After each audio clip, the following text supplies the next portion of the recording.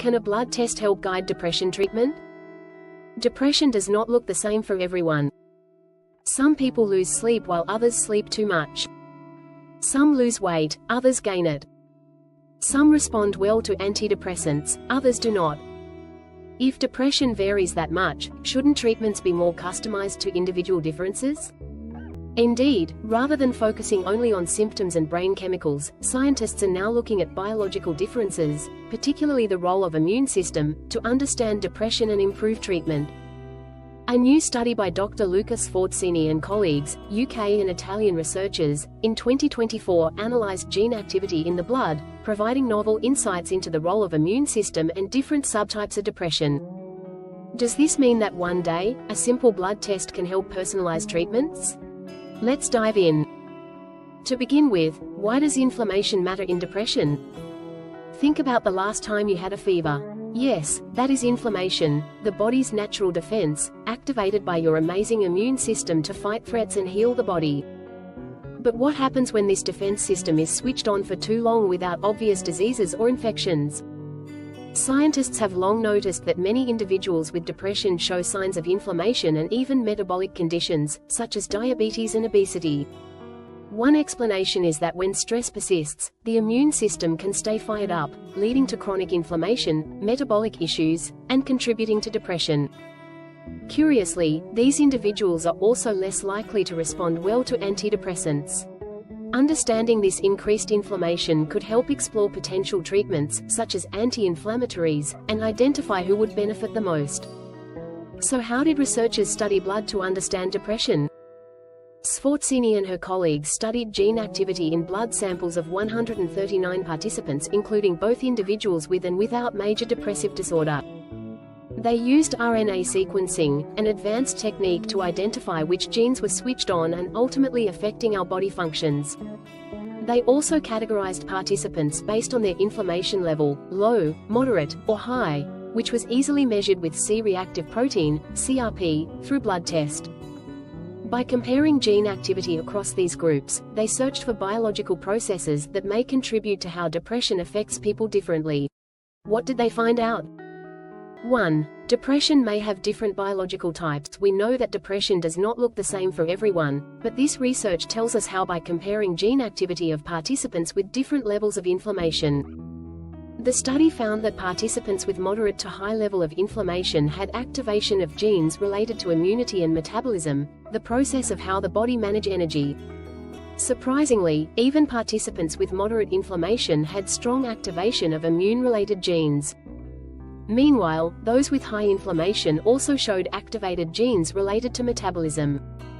These results may help develop personalized treatment in depression, for example, addressing both inflammation and metabolic issues, particularly for people with severe inflammation.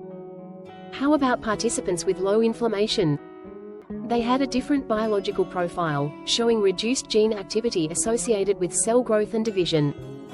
It seemed that their bodies might adopt a different strategy during depression, slowing down the cell growth and division process instead of triggering inflammation, protecting them from severe inflammation. Still, participants experiencing low inflammation showed some signs of immune system activation at a genetic level, suggesting that immune-related changes might be common in depression. In a nutshell, identifying different depression subtypes and gene activity could lead to better treatments. For example, anti-inflammatory may benefit people with higher inflammation but not those with low inflammation. 2. Not everyone responds well to antidepressants, and biological differences may explain why. By comparing responders and non-responders of antidepressants, this study found that some people responded better to antidepressants due to unique gene activity relevant to immune system regulation and brain protection.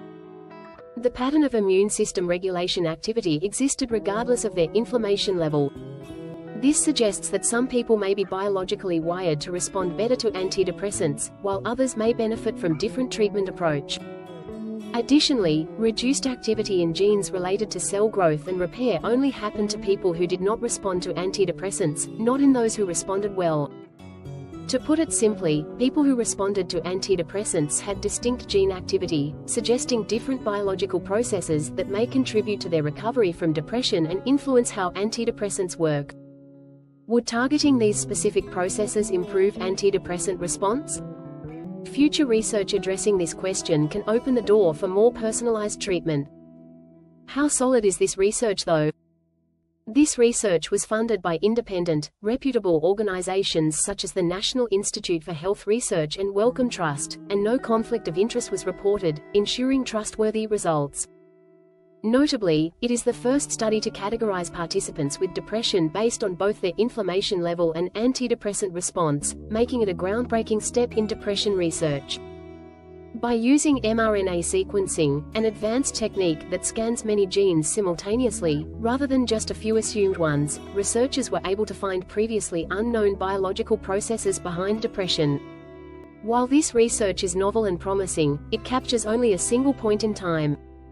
Future research should adopt changes over time with long-term follow-ups to determine whether these biological processes are early signs or contributing factors to depression subtypes. Larger and more diverse studies are also needed to confirm these findings.